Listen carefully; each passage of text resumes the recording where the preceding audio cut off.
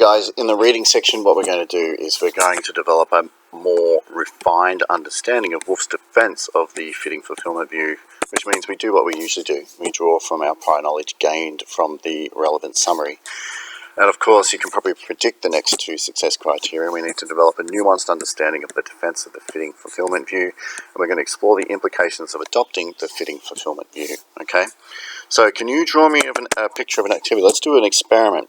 Can you draw me a picture of a meaningful activity that doesn't require any kind of assessment of its value by some kind of community? I'd like to know if you can draw something that is meaningful according to the criteria developed by Wolf. That's with the objective and the subjective element. Can you draw a picture of some activity that doesn't require community? Okay, go for it. Alrighty. So let's have a look at what she has to say. Okay, I earlier argued that the suggestion that a life is meaningful insofar as it contributes to something larger than itself is most charitably understood if we take it not as an isolated objective criterion. Rather, we should see it as a criterion that functions in tandem with an expectation about the subjective feelings and attitudes that contribute to something larger. Will engender. Again, remember it's not the bipartite view. If you say, once you start realizing that one implies the other, that's the important thing. So when you say you'll find meaning in life if you pursue something larger than yourself, you are kind of assuming that that person will create a subjective attachment to it. So the two kind of work in tandem with. Maybe the statement doesn't directly imply the other, but you definitely mean it when you say it, okay? Similarly, the same can be said about the subjective criteria. If you find something you passionately believe in, you will find some kind of meaning. Well, you know, most people would hope that that is worthy, okay? Otherwise, you're deluded into having meaning. So remember that, all right? Analogously, the suggestion that a life is meaningful insofar as one finds one passions and goes for it, thereby being fulfilled, is best understood as a subjective criterion meant to function not in isolation, but rather in conjunction with the assumption that the objects of one's passion will fall within a certain objective range. The conception of meaningfulness that I propose at the beginning of this lecture brings these two criteria together. That conception, you will remember, claimed that meaningfulness in life came from loving something or a number of things worthy of love and being able to engage with it or them in some positive way. So what she's saying is, when I come up with this definition, I'm combining both the objective and the subjective point of view that I've outlined before. As I've put it on other occasions, meaning in life consists and arises from actively engaging in projects of worth. On this conception, meaning in life arises when subjective attraction meets objective attractiveness and one is able to do something about it or with it. The popular view that takes meaningfulness to consist in finding one's passion and pursuing it can be taken as a way to emphasize the role that love or subjective attraction plays in meaning. We've kind of figured that out, haven't we? Love is really about yearning for, being actively engaged in the subjective passion towards the worthy object, yeah? The equally familiar view that associates meaning with the contribution to our involvement with something larger than oneself can be understood as emphasizing the role of objective worth or value. That again makes sense, doesn't it? When we consider that the metaphor of larger than oneself doesn't actually mean larger in quantity or number, but it has a source of worth or value that is independent of us and not given by us, it's given by some external thing, all right? The eudoxic method that supports the conception of meaningfulness I propose here. So again, observe commonly held beliefs, things that are intuited from assumptions. Excuse the interruption. LAC will beat in A5. LAC will beat in A5 at 3:45. Thank you. There we go. The eudoxic method thus supports the conception of meaningfulness I propose here. It supports the view that when people talk about meaningfulness, they often have roughly the thing I've identified in mind. It supports the idea that the feature I've identified is, at some level, recognized as desirable. That it is thought, or perhaps better, felt to answer a certain kind of human need.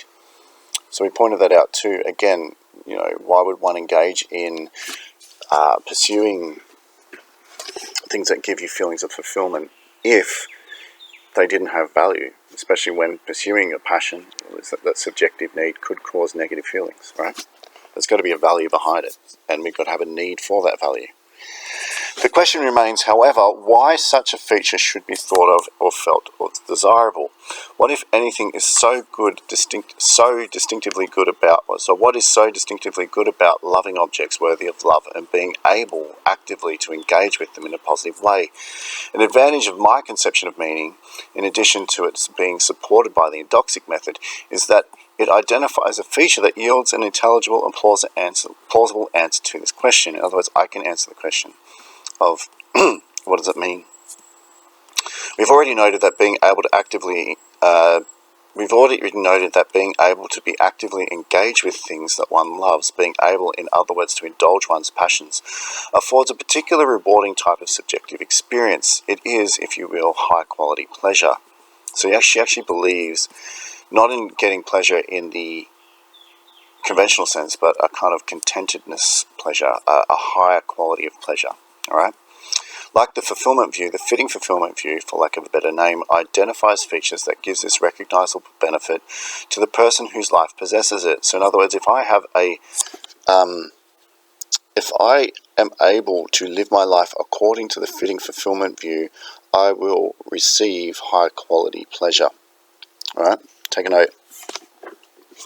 According to the latter view, however, what is distinctively valuable is not the state of ongoing experience of fulfillment considered in itself. Rather, what is valuable is that one's life be actively and lovingly engaged in projects that give rise to this feeling, the feeling of the high-quality pleasure, all right, which really is more like feelings of fulfillment, okay? When the projects in question can be seen to have a certain kind of objective worth, so in other words, again, it's not really worth anything if you dilute it into thinking it. It has to have an objective source. It's not enough from this view that one is occupied with doing things that one loves. The things one loves doing must be good in some independent way. Take a note, that's really clever. Why should this be something that matters to us? If having one's life answers a human need, what need is it? At least part of the answer, I believe, has to do with a need, or at least an interest or concern, to see one's life as valuable in a way that can be recognized from a point of view other than one's own. So she basically says that people have a need deep within themselves to be seen as worthy, not just of themselves, but what one's life is and what one's life does. Take a note.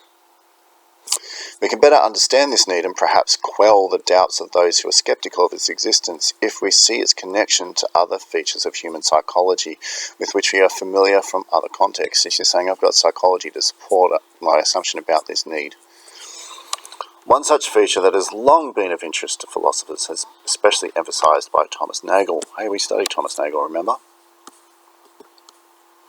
Namely, the human capacity, indeed the tendency to see or try to see oneself from an external point of view. Qualia, can we see outside of qualia, that kind of thing. Humans have a tendency to aspire to see things, including themselves, without bias, to observe their lives from a detached perspective. They aspire to a kind of objectivity. Nagel has characterized this as an aspiration to take a view from nowhere. Write that down. She's saying that, well, deep within our need to have this pleasure, but also we have a need to see ourselves as objectively worthy, I guess, to be seen from nowhere, from the view from nowhere. Others have talked about this feature in terms of a God's eye point of view. In addition, humans have a need to think well of themselves and a need for self-esteem. If one is prone to imagine oneself from an external point of view, to see oneself as if from without, the wish quite naturally follows that from that point of view, one will be able to see oneself and one's life as good, valuable, and a rightful source of pride. So what she's saying here is quite clever. She's basically saying that you can really only say that your life is of some sort of value if it can be seen from an external point of view as having value, right? If you subjectively do that, well, you don't really have affirmation of it. You need that affirmation from the external point of view. Take a note. Still, the strength of that wish and the peculiar poignant, which means sweetly sad, feelings that can accompany it seem to me to involve something further that I suggest is related to our social natures and to our need or wish to not be alone. People don't like being alone, she says. Contemplation of one's mortality, of one's cosmic insignificance, can call up the sort of feelings I have in mind. The thought that one's life is like a bubble that, upon bursting, will vanish without a trace can lead some people to despair. The thought that one lives in an indifferent universe makes some people shudder. Reminding oneself of the fact that, if it is a fact, that one is actively and we may stimulate somewhat successfully engaged in projects of independent worth may put these feelings at rest. By living in a way that is partly occupied and directed toward the preservation or promotion or creation of value that has its source outside oneself. This is really good, that last sentence, because it's basically creating a kind of metaphysical thing that we can create, which will give us a connection. So maybe we should write that down. If I partake in something that I can see as objectively worthy, and if I partake in something that I can see other people see as objectively worthy, being able to participate in a project that creates that worth, that creates that value, give me a connection to the rest of the universe, to the outside world. It's in a sense kind of like through my activity, I'm labouring on something that gives me the connection, and I'm becoming part of that other thing through my work. Take a note. By living in a way that is partly occupied and directed toward preservation, promotion and creation of value that has its source outside of oneself, one does something that can be understood, admired, or appreciated from another's point of view, including the imaginary point of view of an impartial and different observer. The fact that the feature focused on by the fitting fulfillment view can have bearing on our reactions to thoughts about the human condition, that it can even offer solace to those who are distressed when they think about our insignificance, gives some support to the idea that this feature is reasonably identified with meaningfulness. In other words, she's saying again, the fitting fulfillment view and the value that we produce by being connected to that independent, objective value and worth that we are also partaking in and creating, that kind of also suggests that that's meaningfulness, just by having a look at, again, what people think of as meaningful, okay? Since it makes the association between meaningfulness and the age-old philosophical topic of meaning in life more than a coincidence. A longing for fulfillment and an admiration for lives engaged in projects that are fulfilling for fulfillment are not restricted to times when we are especially cognizant of the human condition, however. So she's saying, you don't just need to be engaged in some existential dread in order to feel the meaning. Even when we are not thinking about a relation to the cosmos, we may intelligibly want to do something whose value extends beyond its value for us. Again, that's how we become part of the outside world, isn't it? By contributing value to that external source, by creating the external value, or the value that's not for us. Indeed, even if we never explicitly formulate a desire that our lives be connected to something independent value, the unarticulated sense that we are so connected may affect the quality of our experience. The feeling of being occupied with something of independent value, the engagement in an activity that makes one out of oneself, it seems to me, can be thrilling. Why? At least part of the reason, again, seems to be related to our social natures and our desire not to be alone. If we are engaged in projects of independent value, like fighting injustice, preserving a historical building, or writing a poem, then presumably others will be able to appreciate what we are able to do. Again, most of these activities of meaning give us connection to community and to other people, not just a connection with the humanist or the outside independent world, which has some kind of external value that's not, or can't be solely reduced to us or to what we want or to our interests. Others may actually appreciate what we are doing, or they may at least appreciate the same values as one that motivate us. This makes us at least notionally part of a community, sharing values to some degree and pointing out from our point of view. So the fact that other people can appreciate our contribution to this external source of value also means that we're engaged in a communal action with them, and that allows us to have connection with them, but also, it could motivate us, and we could share values, and we could share community, which is another motivation in and of itself. This makes us at least notionally part of a community, sharing values to some degree or point of view, even when no one knows what we are doing, or no one appreciates it. However, the thought that it is worth doing can be important to us. The scorned artist or the lonely inventor, the scientist whose research no one seems to approve, may be sustained by the thought that her work is good and that one day may come when others will understand its value, even if they don't know it at the point in time. But the point is, and this is what's really important, you can't really imagine having value, you can't really imagine having meaning without it having some kind of either speculative or future kind of community engagement or community engagement now. It's really hard. I don't think I can think of any activity where the worthiness or the value of the independent object that you should be acting on is, solely made up by yourself or solely known by yourself, or isn't known by a community. Although I have suggested that the desirability of living in a positive relation with something, the value of which does not depend solely on ourselves, is related to our sociability, these last examples show that the relation may be indirect, perhaps even metaphorical. People who, for a number of reasons, cannot or do not wish to live around or be in intimate contact with other people may still live meaningful and fulfilling lives. Some artists, for example, may make an art for only a dimly conceived posterity, but still, posterity means that the community is going to appreciate it later on. Conversely, for some people, the support, approval and admiration of their contemporaries is not enough to make them feel fulfilled by what they are doing or judge their own lives as meaningful. It may be suspected that the interests I'm discussing here are bourgeois interests, commonly of concern to persons from a certain place, time and social class, because they can afford to be concerned with them, because they are usually upper middle class or wealthy people. Perhaps it will be thought that these concerns are confined to a class that is narrower still, namely to those who are excessively intellectual or usually reflective, people who are part of the bourgeoisie but are also the intelligentsia, meaning the intelligent bourgeois class.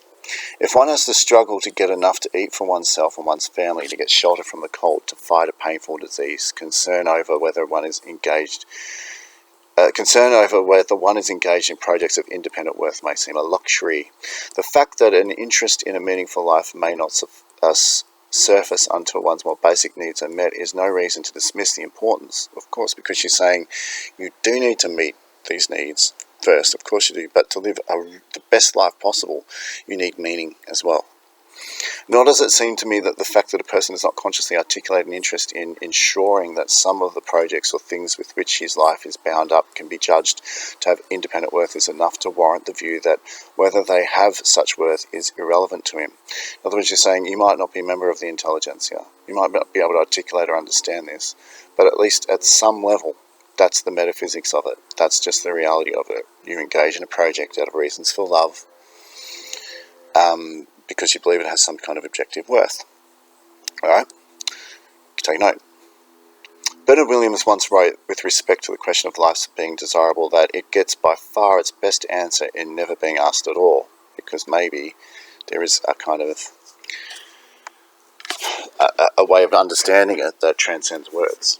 Similarly, I think a person whose life is meaningful, the need to think about it might never come up. So if you have a meaningful life, you might not even talk about it, but you're still going to engage in that kind of process that she talked about before. If a person is actively engaged in valuable projects, he might be getting feedback from these projects, and that enhances his life even if he's unaware of it.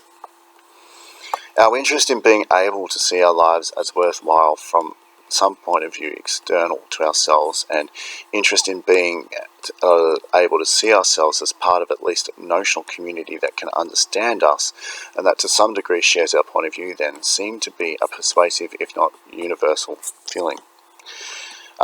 By engaging in projects of independent value, by protecting, preserving, creating and realizing value, the source of which lies outside of ourselves, we can satisfy these interests. Indeed, it is hard to see how we could satisfy them in any other way. We've still got more to do. These sound like pretty good concluding remarks. Reflecting on the pervasiveness of these interests and on the way that A life of fitting fulfillment answers to them will, I hope, support both the proposal that meaningfulness is a matter of active and loving engagement in projects of worth, and my claim that this feature, distinct from both happiness and morality, deserves to be included in conception of a fully successful human life. So she's saying, you know, of course with other things, but you should consider fitting fulfillment as a way of living a successfully lived life, all right? For much of this lecture, I've stressed the subjective aspect of a meaningful life. That is, the aspect that assures a meaningful life of being fulfilling, and to that extent feeling good. This emphasis brought out what my view of meaningfulness has in common with the more popular fulfillment view, the view that says that one should find one's passion and go for it, and allowed me to easily demonstrate one way in which a meaningful life was good for the person who lives it. When we consider what deep human interests or needs meaningful lives may distinctively answer to, so I'll read that again. When we consider what deep human interests or needs a meaningful life distinctively answers to, however, this objective aspect of such a life needs to be stressed. We have to look at the objective element, she's saying.